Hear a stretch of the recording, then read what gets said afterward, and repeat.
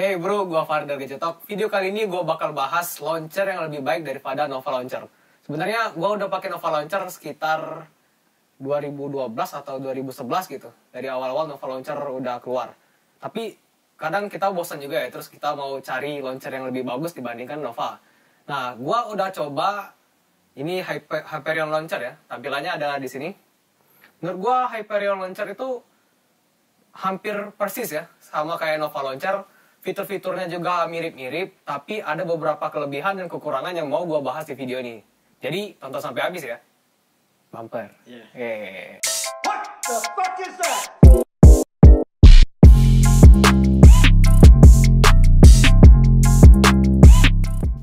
Oke, sebelum kita bahas aplikasi ini, kita ulik dulu ya aplikasi ini. Nah, Hyperion Launcher ini sebenarnya baru ya, launcher yang terbilang baru, soalnya baru 27 Desember 2018. Dan ratingnya pun menurut gua oke banget ya. Gua sampai kasih bintang 4 ya, nggak bintang 5, tapi alasannya nanti gua bakal kasih tahu di akhir video. Nah, yang menurut gua jadi poin plus banget buat launcher ini adalah size-nya. Size-nya ini cuma 2,8 MB doang ya, cuman 2,8 MB doang dan nggak perlu aplikasi tambahan lainnya. Sebenarnya ada sih aplikasi tambahan lainnya, itu pun buat nambah fitur Google Fit. Oke, langsung aja kita bahas launchernya. Ini launchernya udah gua customisasi ya secara Gadgetalk kan. Kalau Indonesia ini udah terkenal, Android setup tuh Gadgetalk lah pasti. Asia.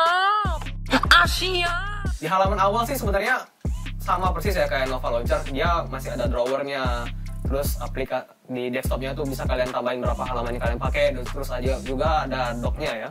Nah, untuk di halaman desktopnya sih kayak gini ya, dia drawernya sama kayak Nova Launcher, bisa kalian setup dari atas ke bawah atau juga mau kayak halaman slide kanan kiri juga kalian bisa. Ini menurut gua clean banget sih. Dan kalau kalian udah download aplikasi Google Fit dari Hyperion ya, fitur yang gua suka banget dari Hyperion Launcher adalah Google Fit-nya ya.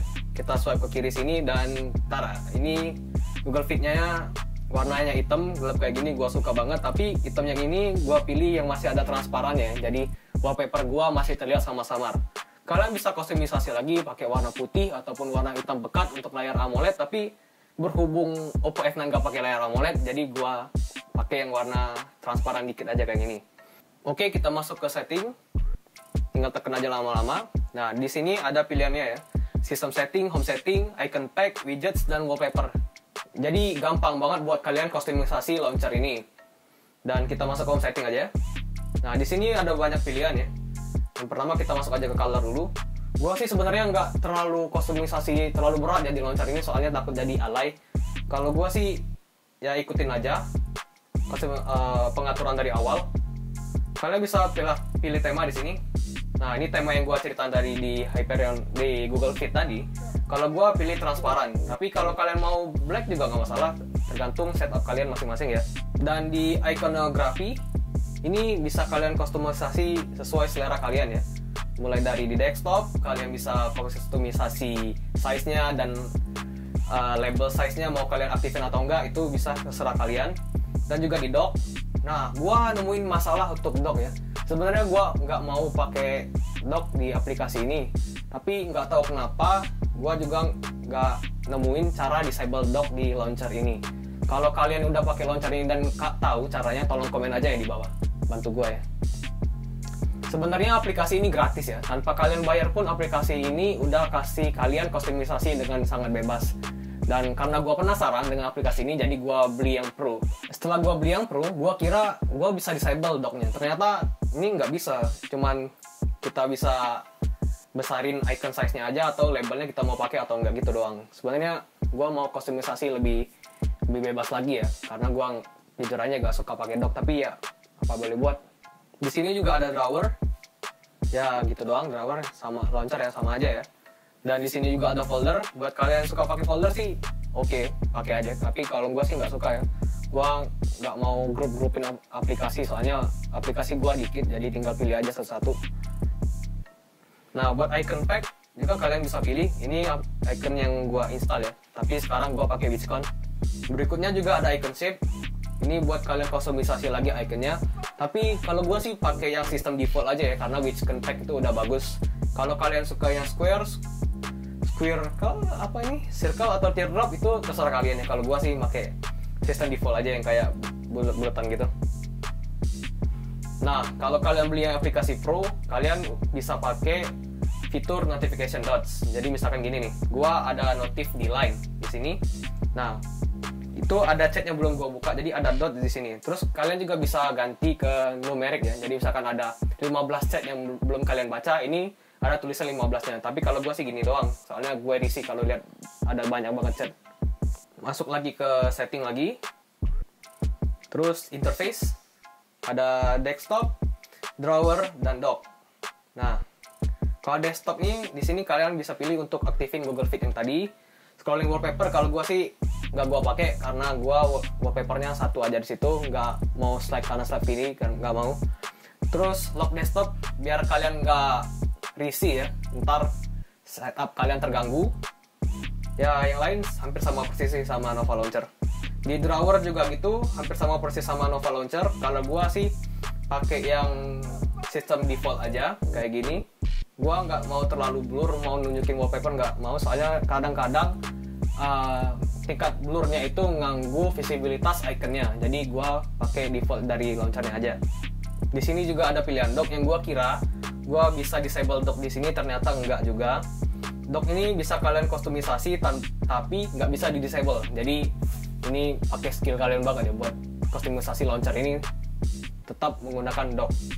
Nah, fitur yang bagus lagi dibandingkan dengan launcher lain adalah launcher ini bisa hide aplikasi. Ya, itu emang banyak sih launcher yang bisa, tapi kalau aplikasi yang kita hide, kalau di Nova Launcher kita masih bisa search terus kelihatan kan aplikasinya. Nah, kalau di launcher ini bisa benar-benar kalian hide. Jadi misalkan kalian hide aplikasi foto. Nah, tapi pas kalian search masih ada kan. Nah, kalau pakai aplikasi ini, aplikasi foto kalian benar-benar tidak terlihat. Jadi aman. Walaupun size-nya cuma 2,8 MB doang, tapi Hyperion Launcher juga kasih fitur lock using fingerprint.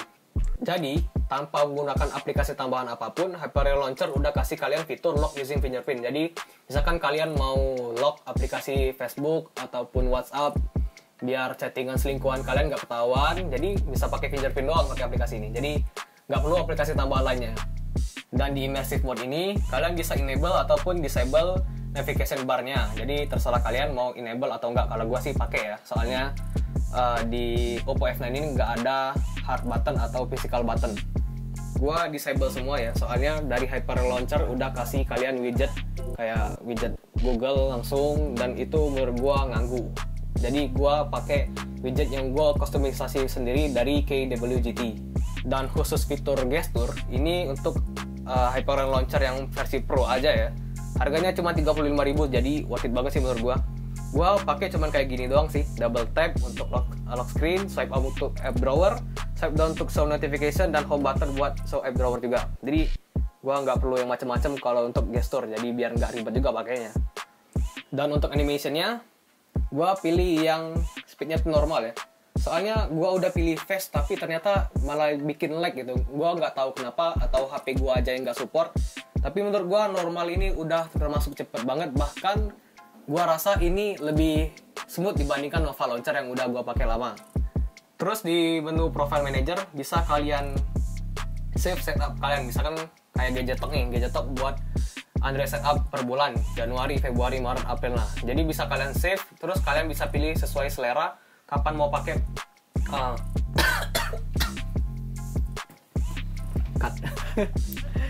wes Pak Haji. Terus di menu Advance juga ada Profile Manager. Jadi kalian bisa save setup kalian tergantung selera kalian. Misalkan kalau Gadgetalk nih, Gadgetalk buat Android setup per bulan, Januari, Februari, Maret, April. Terus kalau kalian udah save, kalian bisa pindah ke setup kalian yang sebelumnya dengan sangat gampang. Jadi nggak perlu setup manual seperti biasa. Mungkin segitu aja penjelasan tentang Hyperion Launcher, dan gue mau review sedikit tentang launcher ini yang udah gue pakai sekitar 1 bulan. Kesimpulannya, Hyperion Launcher ini udah termasuk bagus banget ya untuk ukuran launcher yang baru banget dirilis. Tapi ada fitur-fitur yang menurut gue penting banget dan Hyperion Launcher nggak kasih, misalkan disable dock. Itu menurut gue penting banget.